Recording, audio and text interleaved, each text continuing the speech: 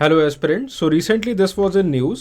Big jump by Haryana youth जांट leave for कलियारी पट। और इसके अंदर मोहिनी दहिया की एक जो स्टोरी है वो कवर की गई है कि किस तरह से एक हरियाणा के अंदर रहने वाली मोहिनी दहिया ने, एक स्पोर्ट पर्सन ने, एक साउथ इंडियन मार्शल आर्ट को मास्टर किया है। ये बेसिकली हमें एक कल्चरल प्रोसेस के बारे में बताती है जिसका नाम है ट्रांस कल्चरेशन। और हम देख रहे हैं कि किसी ना किसी कल्चरल प्रोसेस से हर साल एक आध क्वेश्चन जो है वो ज़रूर आ जाता है। जैसे इस साल ग्लोबलाइजेशन से क्वेश्चन पूछा गया, उससे पिछले साल पेपर सेकंड के अंदर असिमिलेशन से क्वेश्चन पूछा गया था, उससे पिछले साल इंटीग्रेशन से क्वेश्चन पूछा गया था। सो सिमिलरली ये कल्चरल प्रोसेसेस हैं और हर साल आपको कोई एक सवाल कल्चरल प्रोसेसेस से देखने को मिलता है। और इस वीडियो के अंदर हम ट्रांस कल्चरेशन को कवर करेंगे। पहले देखेंगे कि ट्रांस कल्चरेशन होता किस तरह से है और फिर उसके बाद ट्रांस कल्चरेशन के इफ़ेक्ट्स क्या पड़ते हैं, लैंग्वेज के ऊपर क्या इफ़ेक्ट पड़ता है, जो आपका कल्चर है ओवरऑल उसके ऊपर क्या इम्पैक्ट पड़ता है। तो इन चीज़ों को इस वीडियो के अंदर स्टडी किया जाएगा। ट्रांस कल्चरेशन की डिग्रीज होती हैं और इस डिग्री के अंदर सबसे पहले जो है वो मेंटेनेंस होता है। मेंटेनेंस का मतलब क्या है? That there are two cultures और टू सिविलाइजेशंस, और दोनों सिविलाइजेशंस जो हैं वो आपस में दूरी बनाए हुए हैं। This is known as maintenance. Maintenance is the conservation of original culture in different hostile context, कि ये वाली कल्चर इसको नहीं देखना चाहती, ये वाली कल्चर इसको नहीं देखना चाहती। Both of them they are hostile to each other, both of them they have conflict with each other.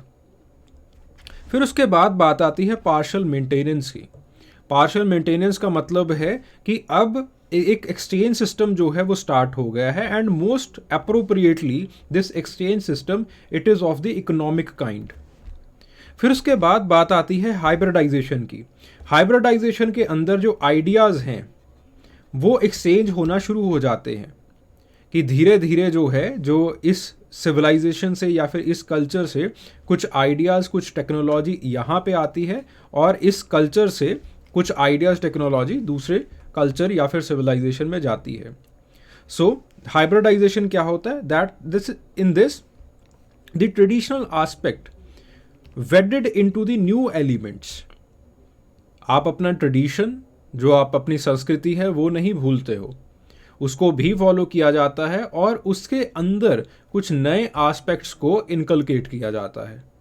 ठीक है, depending upon the origin, family, peer, social context, और ये इंडिविजुअल पर्सपेक्टिव से जो है वो होता है।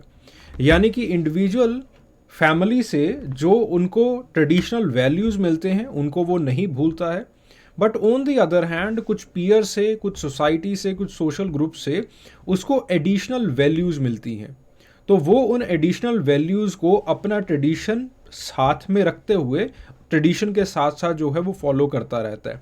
जैसे इंडिया के अंदर ज़्यादातर हमें हाइब्रिडाइजेशन जो है वो देखने को मिलता है। ये केस भी जो हमने मोहिनी दहिया का देखा था, इस केस के अंदर भी हाइब्रिडाइजेशन हुआ है कि आप अपनी ट्रेडिशन वैल्यू को नहीं भूले हो, but on the other hand आपको कुछ एक्स्ट्रा चीज़ें जो है वो बढ़िया लगनी स्टार्ट हुई, आपको उसके अंदर इंटरेस्ट आना शुरू हुआ, तो आपने उन चीज़ों को भी फॉलो करना जो है वो शुरू कर दिया। ये जनरली आइडियाज़ के साथ होता है, ये जनरली फ़िलॉसफीज़ के साथ होता है। ठीक है, देन उसके बाद बात आती है असिमिलेशन की।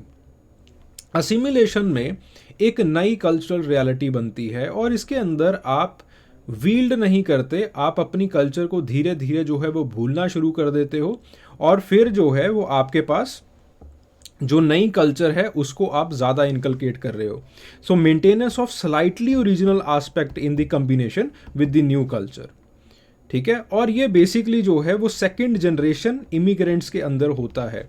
जब इंडियंस यूएस के अंदर जाते हैं तो जो पहली जनरेशन होती है जो इमिग्रेंट्स की, वो अपने ट्रेडिशनल वैल्यूज़ को नहीं भूलते, वो अपने कल्चर को नहीं भूलते, और उसी के साथ साथ जो इम्पॉर्टेंट एस्पेक्ट हैं उस जो नई कल्चर है उसके एस्पेक्ट्स को वो इनकलकेट करते रहते हैं। वो एक्सपीरियंस करते हैं जो फर्स्ट जनरेशन है हाइब्रिडाइजेशन को, जो सेकंड जनरेशन है वो एक्सपीरियंस करती है सिमुलेशन को, कि धीरे धीरे वो इंडियन कल्चर भूलना शुरू कर देते हैं और जो वेस्टर्न कल्चर है उसको अडॉप्ट करना शुरू कर देते हैं, because they generally see that the western culture it is more superior than the Indian culture. Then उसके बाद बात आती है the loss of original culture, that is total assimilation. ठीक है, अब जो इंडिया के अंदर हो रहा है that is generally the hybridization. Hybridization के अंदर आप अपने कल्चर को नहीं भूलते हो और उसी के साथ जो नई वैल्यू सिस्टम्स हैं उनके साथ भी आप एक्सपेरिमेंट करते हो। आप देखते हो कि आपको क्या अच्छा लगता है, उस हिसाब से आप नई जो है वो चीज़ें करते रहते हो। अब देखते हैं दैट जो ट्रांसकल्चरेशन है, खास करके जो हाइब्रिडाइजेशन है, उसका क्या इम्पैक्ट पड़ता है कल्चर्स के ऊपर, और दुनिया भर के अंदर जो नेटिव लोग हैं उनके ऊपर क्या इम्पैक्ट पड़ा है इस कल्चरल प्रोसेस का। सो सबसे पहली चीज़ है कि लैंग्वेज और कम्युनिकेशन के ऊपर क्या इम्पैक्ट पड़ता है। तो इसके लिए हमने जो है वो केस स्टडी एक ली है, the impact of Spanish culture और Spanish language on the indigenous language in the Latin America. So Laura Ahearn की जो है वो ये स्टडी है, और इसके अंदर लॉरा बेसिकली स्पेनिश लैंग्वेज किस तरह से जो नेटिव लैंग्वेजेस हैं साउथ अमेरिकन कम्युनिटीज़ की, उनके अंदर वो इनकलकेट कर गई है लैटिन अमेरिका की।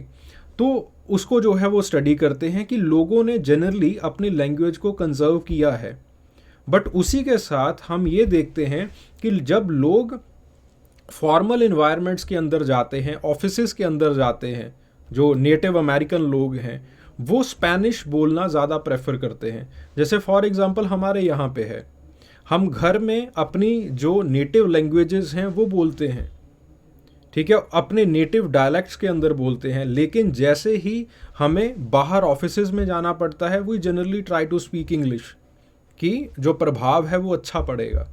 ठीक है, सो ये जो है ये हमें ये बताता है दैट लैंग्वेज के अंदर एक तरह का असिमिलेशन जो है वो हमें देखने को मिल रहा है। देन उसके बाद religious beliefs and practices. Religious beliefs और प्रैक्टिसेस भी दुनिया भर के अंदर हाइब्रिडाइजेशन या फिर ट्रांस कल्चरेशन की वजह से या फिर ट्रांसनेशनलाइजेशन की वजह से जो है वो चेंज हुए हैं।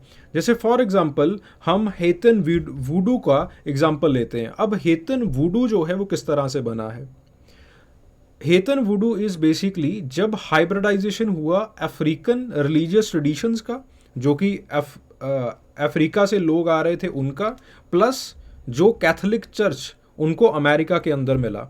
सो मेल्विन हर्स्कोविट्स ने जो है वो इसके ऊपर काम किया है और उन्होंने बताया कि एक नया फॉर्म ऑफ रिलीजन जो है वो वुडू फॉर्म ऑफ रिलीजन हेती के अंदर जो है वो बन गया। ठीक है, so this is one of the example कि जहाँ पे ट्रांसकल्चरेशन हुआ है और एक नए तरह का जो रिलीजन है वो कंस्ट्रक्ट हो गया। तो इस तरह के नए रिलीजन जो है वो हाइब्रिडाइजेशन ट्रांस कल्चरेशन की वजह से हमें कंस्ट्रक्टेड दुनिया भर के अंदर दिखाई देते हैं। फिर उसके बाद इकोनॉमिक सिस्टम्स, दुनिया भर के अंदर हमें ये दिखाई दे रहा है कि जो इकोनॉमिक सिस्टम्स हैं वो चेंज भी कर रहे हैं और नए इकोनॉमिक सिस्टम्स जो है वो प्लेस पे आ रहे हैं। जैसे फॉर एग्जांपल कार्ल पोलैनी ने इस चीज़ के ऊपर अपनी पूरी एक किताब लिखी है द ग्रेट ट्रांसफॉर्मेशन, और वो बेसिकली इसी के ऊपर बात करते हैं that the introduction of the western economic practices into the indigenous communities it has created two kinds of markets. एक मार्केट ऐसी है जिसके अंदर वो बैलेंस्ड रेसिप्रोसिटी को फॉलो कर रहे हैं, जिसके अंदर वो ट्रेडिशन को फॉलो कर रहे हैं, जिसके अंदर बार्टर सिस्टम अभी भी चल रहा है। और दूसरी तरह की ऐसी मार्केट्स उसी के इर्द गिर्द बन गई हैं जहाँ पे modern economic exchanges profit loss के आधार के ऊपर जो है वो चल रही हैं। और इन चीज़ों ने उनका जो ट्रेडिशनल वे ऑफ लाइफ है उसको डिसरप्ट किया है। देन उसके बाद बात आती है कि जो सोशल नॉर्म्स हैं और जो आइडेंटिटीज़ हैं लैंग्वेज और नॉर्म्स के साथ वो चेंज कर रही हैं। जैसे नवाहोज का एग्जाम्पल लिया है, नवाहो कोड टॉकर्स। नाउ जब भी आपके पास कोई नई लैंग्वेज आती है तो नेटिव कल्चर्स क्या करते हैं या फिर नेटिव स्पीकर्स क्या करते हैं, दे यूज़ कोडिंग फॉर इट। अब कोडिंग का मतलब क्या होता है कि जैसे फॉर एग्जांपल मैं आपसे कम्युनिकेट कर रहा हूँ, अब some of the sentence it is in Hindi and the half one it is in English, this is known as coding. मैं पूरा सेंटेंस अंग्रेज़ी में भी नहीं बोल रहा हूँ और मैं पूरा सेंटेंस जो है वो हिंदी में भी नहीं बोल रहा हूँ, नेटिव भाषा के अंदर भी नहीं बोल रहा हूँ, ठीक है। इससे मैं क्या करता हूँ कि एक सेंस ऑफ कनेक्शन भी मैं क्रिएट करता हूँ with the help of Hindi language, क्योंकि आप भी समझते हैं, आप बचपन से इस भाषा के साथ आपके अच्छे ताल्लुकात रहे हैं, मेरे भी अच्छे ताल्लुकात रहे हैं, और उसी के साथ मैं कन्वर्सेशन को फॉर्मलाइज भी करता हूँ with the help of English, this is known as coding. और जब मैं ऐसी लैंग्वेज बोलता हूँ और बार बार जो है वो स्विचिंग चलती रहती है मेरी लैंग्वेज के अंदर, this is known as code switching. So Navajos के अंदर ये चीज़ जो है वो बनी है कि वो अपनी नेटिव लैंग्वेज के अंदर भी बोलते हैं और उसी सेंटेंस के अंदर बोलते बोलते वो अंग्रेज़ी में स्विच कर जाते हैं, ठीक है। सो नई तरह की लैंग्वेज जो है वो उनके अंदर बन रही है और इसको जो है वो लॉरा मैकेंटी ने जो है वो स्टडी किया है। फिर उसके बाद बात आती है technological adoption and adaptations. This work it is done by J.A. Grimm, और J.A. ग्रिम ने आनु लोगों को स्टडी किया। आनु लोग जो है they were the traditional fishermen in Japan, और आजकल वो फिशिंग ही कर रहे हैं because of certain religious beliefs.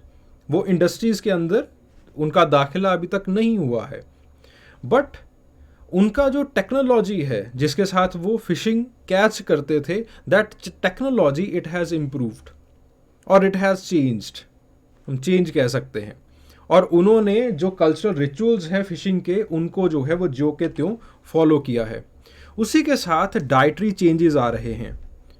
जैसे फॉर एग्जांपल इंडिया के अंदर हम देखते हैं कि पहले इंडिजिनस ड्रिंक्स को जो है वो प्रेफर किया जाता था। अंग्रेज़ आए, हमने चाय बनानी शुरू कर दी मेहमानों के लिए। अब कोई भी अतिथि आता है, कोई भी मेहमान आता है, हम उसके लिए कोल्ड ड्रिंक्स जो है वो रखते हैं। इसी चीज़ को जेम्स एल वाटसन ने जो है वो स्टडी किया है ईस्ट एशिया में, और वो कहते हैं कि फास्ट फूड्स जो हैं वो एशिया के अंदर it's a symbol of the western culture, और वो उसी तरह से जो है वो फैल रहे हैं, ठीक है। अब जो भी मेहमान आपके घर में आता है उसको फास्ट फूड्स खिलाए जाते हैं, और इसको खिलाने में आप अपनी जो है वो प्रेस्टीज समझते हो। तो आपका मेहमान नवाजी का जो डाइटरी चेंजेस हैं वो भी आए हैं, और टेक्नोलॉजिकल अडेप्टेशंस में आपको फ़र्क मिला है। सोशल नॉर्म्स जो हैं वो भी चेंज हुए हैं, इकोनॉमिकल प्रोसेसेस चेंज हुए हैं, रिलीजियस बिलीव्स चेंज हुए हैं, और उसी के साथ जो है वो लैंग्वेज और कम्युनिकेशन में भी बदलाव आया है।